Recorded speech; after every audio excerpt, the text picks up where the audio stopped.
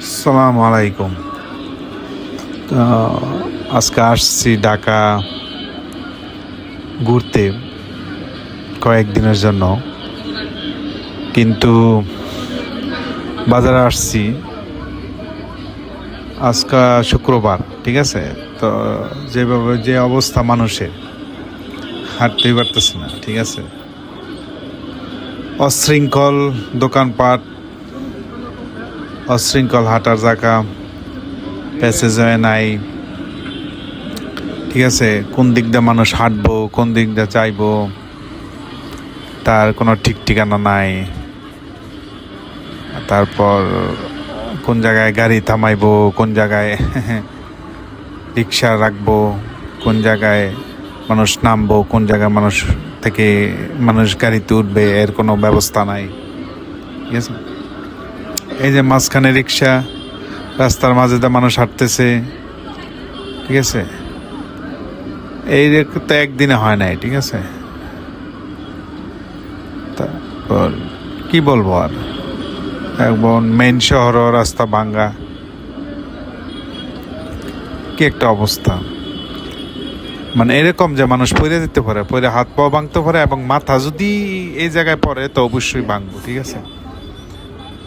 তো অবশ্যই একদিনে হয় না, এটা আমাদের অনেক বছর লাগছে। আমরা জানি সবাই কত বছর লাগছে, কত বছর দেশ স্বাধীন হয়েছে, এবং সবাই আমাদেরকে প্রমিস করছে যে আমরা ভালো শৃঙ্খলা করব, সবাইকে শৃঙ্খলায় আনবো। কিন্তু না, কেউ কোনো শৃঙ্খলায় আনে নাই, শুধু নামে বলছে। দোকানপাট রাস্তার মাঝেও দোকান আছে, ঠিক আছে, একদম রাস্তার মাঝে রিক্সা নিয়ে দাঁড়ায় লেছে, ঠিক আছে। তার কি বললাম, যেদিকে মানে এদিক দিয়ে আসবো না ওইদিকে যাইবো, ওই দিক দিয়ে আসবো না এদিক দিয়ে যাইবো, কোনো কিছু ঠিক ঠিকা নাই, ঠিক আছে। যার যেখানে কিছু হয়নি,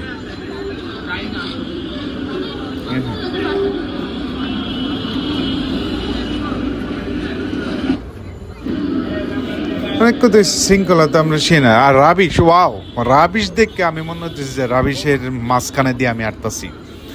প্রচুর লোকজন এই ঢাকা শহরে, কেউ কেউ বলে 2 কোটি, কেউ কেউ বলে 2.5 কোটি। ওয়াও,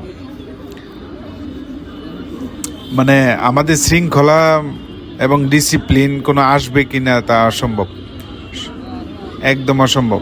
তারপর কি হাঁটা যায়? হাঁটা যায় না। এদিক দিয়ে কি আমি জোরে হাঁটতে পারবো? তাও না।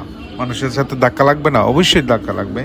আমি পইরেও যেতে পারি, পইরে আমার হাত পা ভাঙতে পারে। হাঁটাটাই মুশকিল। কয়দিন পরে যে কি হবে একমাত্র আল্লাহই জানে। এবং আমরা যদি চায়নার দিকে দেখি, বা এশিয়ার মধ্যে যদি আমরা দেখি, যে সিঙ্গাপুর বা চায়নার দিকে দেখি, চায়না কিন্তু ওভার পপুলেশন, কিন্তু তারা কি মেনটেন করছে? না, অবশ্যই করছে, অবশ্যই তারা মেনটেন করছে। এই চায়নার যদি 140 কোটি লোক, ঠিক আছে, বিশৃঙ্খলা থাকতো, যদি শৃঙ্খলা না আসতো, তাহলে কি দেশ এত উন্নত হইতে বা উন্নতর দিকে যাইতো? অবশ্যই না। এবং এই যে দেখলাম আমি আশেপাশে মোটরসাইকেল দাঁড়ানো, সাইকেল দাঁড়ানো, তাদের কোনো পার্কিং নাই। কারণ প্রত্যেক শপিং সেন্টার হোক, ডাইনে হোক বামে হোক, যেখানেই হোক ঢাকা শহরে, এই যে মোটরসাইকেল রাখবো, গাড়ি রাখবো, তাদের কোনো প্ল্যানিং নাই যে একটা লোক আসবে, যারা শপিং করতে আসবে, তারা গাড়ি নিয়ে আসুক, মোটরসাইকেল নিয়ে, তারা রাখবে কোথায়? রাস্তায়? অবশ্যই শপিং সেন্টারের নিচে রাখবো, যেটা আমরা উন্নত বিশ্ব দেখি, ঠিক না? এবং আরেকটা কথা, ওয়াও, রিক্সা যেমন মানুষ তো বেশি ঢাকা শহরে, রিক্সা মানুষ থেকে বেশি, এই অবস্থা। আর হরেন, কি মজার হরেন, মনে হয় কান একদম স্তব্ধ ফেলে বলে, ঠিক আছে। একদম সমস্যার কথা বলতেছে আর কি। কোনো কোনো জায়গা আছে অনেক সুন্দর করে রাখছে পরিবেশ, কিন্তু না, তাদের তো দেখলাম যে তাদের যেই মানে পার্কিং থাকা দরকার, ওই পার্কিং নাই। এবং পার্কিং নিয়ে অনেক শুনছি যে চিটিং হয়। চিটিং মানে, আপনি যেই শপিং সেন্টারে গেছি, ওই শপিং সেন্টারে মোটরসাইকেল রাইকা তারা অনেক দূরে জায়গায় 3, 4, 5 ঘন্টা লাগে জায়গায়, তাইলে ওই জায়গাটা স্পেসটা ওই এলাকার নষ্ট হইতেছে না ওই শপিং সেন্টারে? কারণ এক লোক গেলে 2 ঘন্টা শপিং করলে, মোটরসাইকেল নিয়ে গেলে আরেক লোকে না আসবো, ঠিক না? তবে শপিং সেন্টারে একটা জিনিস আমার খুব ভালো লাগে, আজকে একটা জিনিস দেখছি যে ন্যূনতম একটা শপিং সেন্টারে যদি একটা খেলাধুলার জায়গা হয়, মানে প্রত্যেক শপিং সেন্টারে তো মানুষ ইয়া করে, ঠিক আছে, বাচ্চা কাচ্চা নিয়ে যায়, ঠিক আছে, খেলতে। কি যে ছোট্ট একটা জায়গা যদি বাচ্চাদের খেলার জায়গা থাকে, তো এটা এনে অনেক উপকৃতি হয়, মানে বাচ্চাদের জন্য তো খুবই খুবই খুবই ভালো হয়, এবং যারা গার্জিয়ান আছে তাদেরও অনেক উপকার হয়।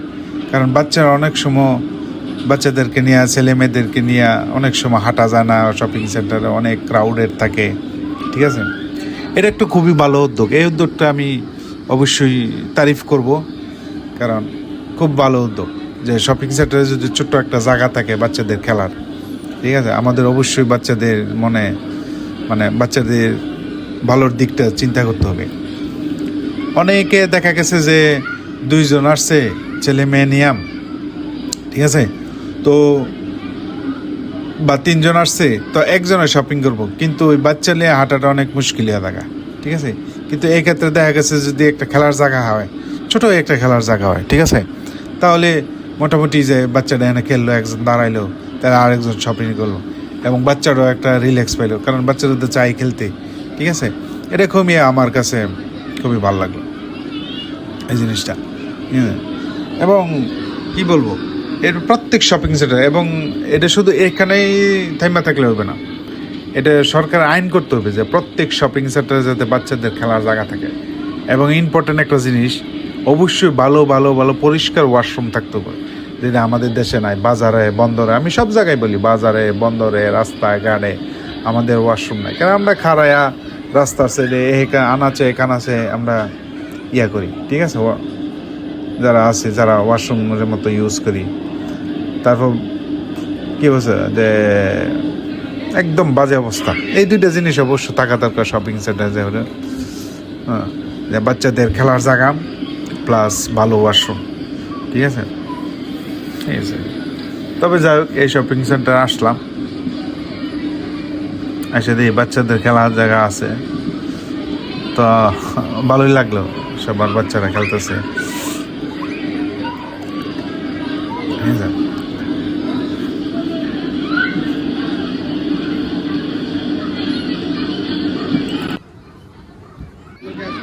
এতক্ষণ তো বললাম অনেক সমস্যার, কিন্তু এর সমাধান কি?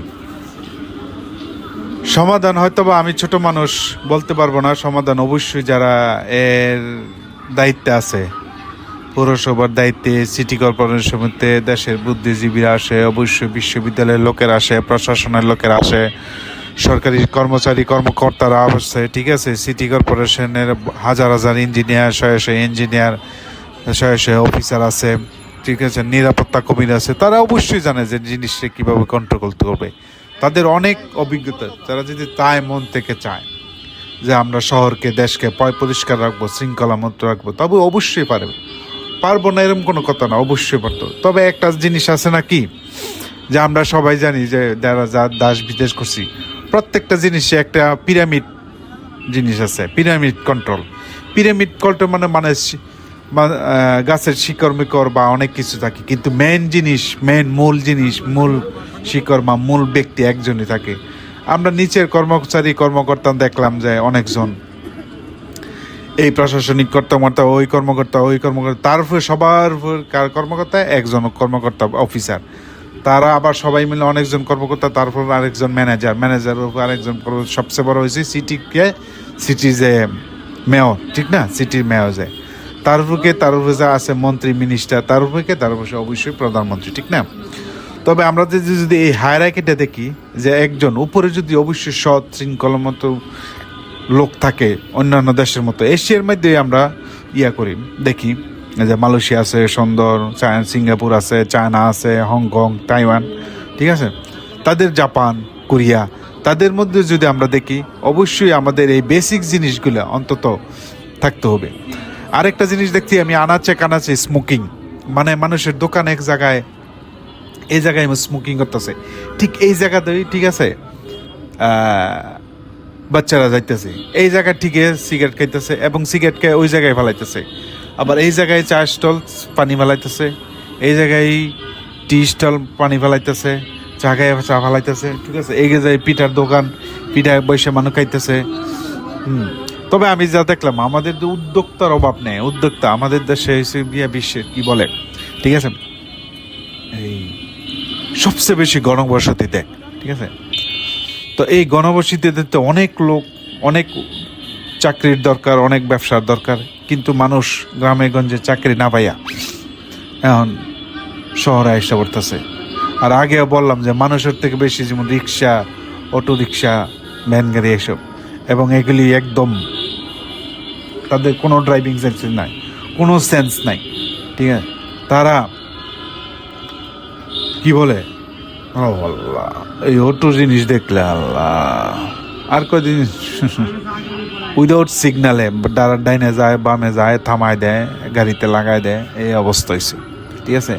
আর ফুটপাত তো দিন দিন বন্ধ হয়ে যেতেছে। ঢাকা শহরে যেখানে, ঢাকা শহরে কি বিভিন্ন জেলার যে কোনো শহরে এখন ফুটপাত বন্ধ হয়ে যেতেছে, কারণ ফুটপাতে হোটেল দোকান দিতেছে, পার্কিং করতেছে, চায়ের স্টল দিতেছে, হাঁটার রাস্তা একদম বন্ধ হয়ে যেতেছে। তো আমি যাই বললাম, অবশ্যই এই একই কথা সেম, এটা আমাদের দেশ, যারা প্রশাসন আছে, দায়িত্ব আছে, সবসময় তো তাদেরকে এটা চ্যালেঞ্জ নিতে হবে, করতে হবে, সৎ লোক অবশ্যই করতে হবে। তবে হায়ারার্কিটা মনে রাখতে হবে, উপরে একজন, সে যেমনে চালায়, সোজা কথা। আমি পৃথিবীর যে আমরা যদি সিঙ্গাপুরে লিকনের কথা মনে করি, ঠিক আছে, যদি আমরা সবাই কম বেশি সিঙ্গাপুরের কথা সবাই জানি, ঠিক আছে, লিকনের কথা মনে করি, আমি করব তো করব, ঠিক আছে। এটা কিন্তু রকেট সায়েন্স করে না যে আমি দেশটা পরিষ্কার রাখবো, সবাই সবার দোকানের সামনে পরিষ্কার রাখবে, এটাই মেন কথা, বাস হয়ে গেল। এবং সব জায়গায় রাবিশ বস থাকলো। এবং হ্যাঁ, তবে এদিকে এখানে কি দেখি, যদি থাকতো জ্যাকেটের না কোনো লোক দেখি না, যে ট্রাফিক পুলিশের মতো জ্যাকেট পরে আছে, কেউ ময়লা ফালাইলে জরিমানা করলো, বা স্যাপ ফালাইলে জরিমানা করলো, এগুলি নাই। তো এগুলি না থাকলে অবশ্যই কোনো হবে না। এবং কি অটো থাকবে সবসময় বামে, রিক্সা থাকবে সবসময় বামে, সিএনজি থাকবে সবসময় বামে, না তারা একদম এক্সট্রিম রাইটে চলে। তাহলে যারা প্রাইভেট কার আছে, মোটর সাইকেল আছে, তারা কোন দিক দিয়ে যাবে, বাস আছে, ট্রাক আছে, তারা কোন দিক দিয়ে যাইব। তাই সে আমি যা দেখলাম, মানে কোনো না, দিন দিন আরও অবনতি হচ্ছে এইসব, যদি প্রশাসনই আনা কেন দিন দিন আরো। তা আল্লাহ যাই, আমি দোয়া করি সবার জন্য, দেশের জন্য। আমাদের দেশকে আমরা অবশ্যই ভালোবাসি, একদিন না একদিন হবে। তবে কোন দিন পরিবর্তন যাবে দেখবেন, হ্যাঁ প্রচুর জরিমানা ধরতেছে, কেউ হঠাৎ করে রিক্সা ডাইনে নিতে পারতেছে না, ময়লা ফালাইতে পারতেছে না, কেউ বিশৃঙ্খলা পারতেছে না, না ইচ্ছা করে এখানে সেখানে দোকান দিতে পারতেছে না। যেদিন দেখবো এগুলি হইতেছে না, সেদিন মনে করবো যে হ্যাঁ জরিমানা ধরতেছে, অবশ্যই দেশের উন্নতি হচ্ছে। আল্লাহ করুক, সবাইকে ভালো রাখুক, সবাই প্রচেষ্টা করি, সুস্থ রাখুক। আল্লাহ হাফেজ।